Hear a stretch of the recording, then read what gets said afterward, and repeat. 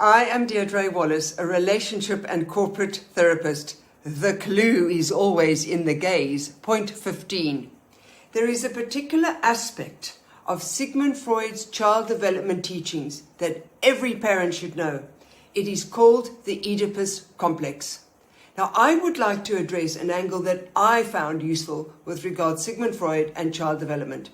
But who is Sigmund Freud? Sigmund Freud, known as the father of psychoanalysis, was born in Chibor in the country now known as Czechoslovakia. But he lived in Vienna for most of his life, and towards the end of his life, he and his family moved to London. He died in 1939.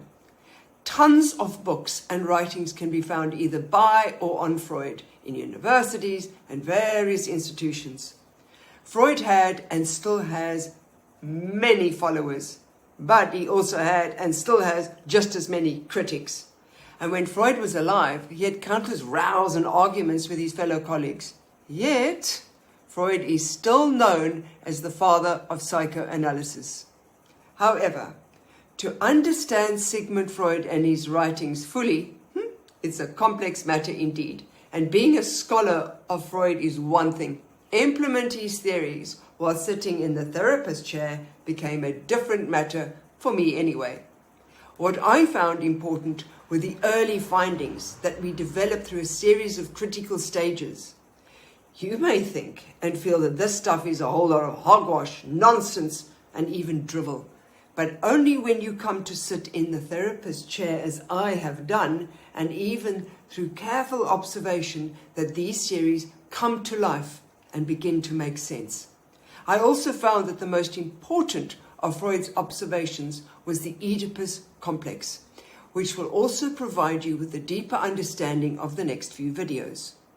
The Oedipal complex is a well-known phenomenon. It is based on the Greek myth in which Oedipus considers his father as an opponent for his mother's love. He then kills his father so he can marry his mother, Jocasta. Freud called this stage the Oedipus complex, and according to AI or Wikipedia, this is when a son and father compete for possession of his mother. But this can also equally apply to a little girl competing with her mother for the possession of her father. This is also when a child becomes aware of their own sexual identity, and is when a child sees the parent of the same sex as a rival. Most parents would also have observed too how toddlers often try to separate their parents to gain access to a mummy. In the case of a boy, or in the case of a girl, she would try to get daddy all to herself. Or, upon seeing parents holding hands, they may try to come in between the parents, or if the parents are in bed together, the child may bounce into the bedroom and try to lie in between the parents, and so on. It's a primitive desire for a parent's attention, which may also awaken in the child a jealous wish that excludes the other parent. This is when the child may say, "I hate you," to the parent of the same sex, boy to father, girl to mother. This is also when a little girl who sits on daddy's knee learns about flirting and its appropriateness, when to stop, how far to go, and so on. But then she also has to learn that daddy does not belong to her. He actually belongs to mummy, as does a boy who learns that mummy belongs to daddy. However, allowing a child to realize they cannot symbolically kill off a parent, they cannot own daddy or mummy, or they cannot get mummy or daddy's sole attention and love, is crucial for a child. This can also be a very painful time for a child when they learn about boundaries and what they can and cannot have or control.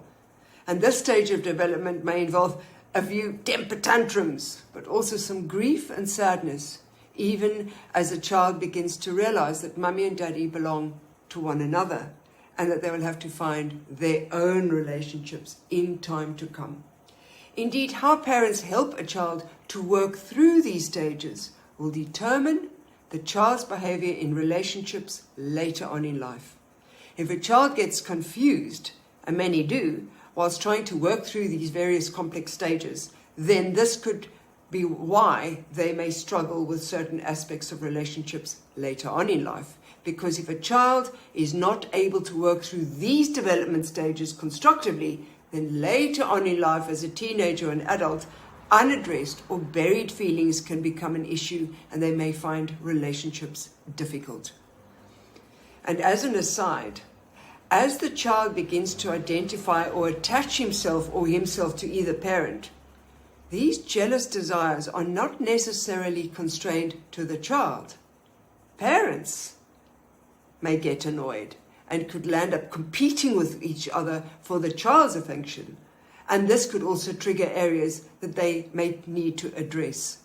However, if you wish to know more, you only have to Google the topic and tons of information will appear. However, I hope that having introduced this topic here, you can understand how we as children develop a little more. Once again, I would also encourage you to start a journal if you haven't already. So as I go through the various points, you can jot down how you think or feel my knowledge is helping you understand yourself better. And do comment or subscribe if you wish to learn more. Thank you.